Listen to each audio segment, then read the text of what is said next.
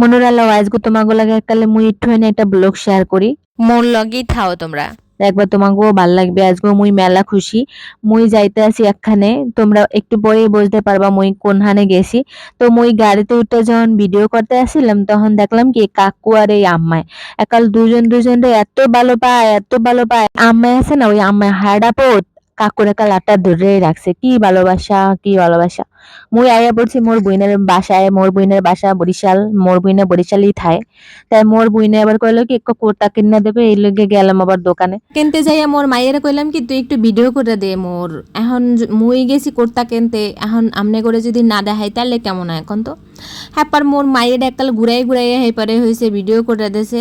তো এইটা হয়েছে ওই বরিশালের সদরে ওই বিবির পুষ্কনির পার কি দোকানে গেছিলাম হেইরার নাম ভুলে গেছি, মনে পড়লে কমুহানে।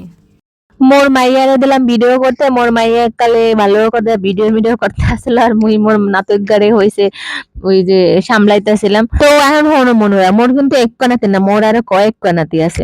মুই মাশাল্লাহ দিলে কয়েক নাতির কি কয় এই যে নানি।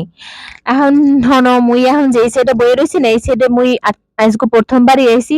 মোর এখান দিয়ে ভালোই লাগছিল। যদি এই বিবির পুষ্কনের পর মুই অনেক আইছিলাম, এই যে সাইডটা দেখতেছ না, এই সাইডে মনে হয় মুই এই প্রথমবারই আইছি।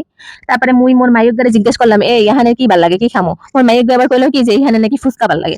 আবার পাশে আবার মালাই চাও আসলো। তাই তোমার করে মুই সত্যি কথাটাই কই, এখানের ফুচকাটা মোর দ্বারে এতটাও ভাল লাগে নাই যতটা ভালো লাগে তোমাদেরকে আমি কমও ভাল লাগে।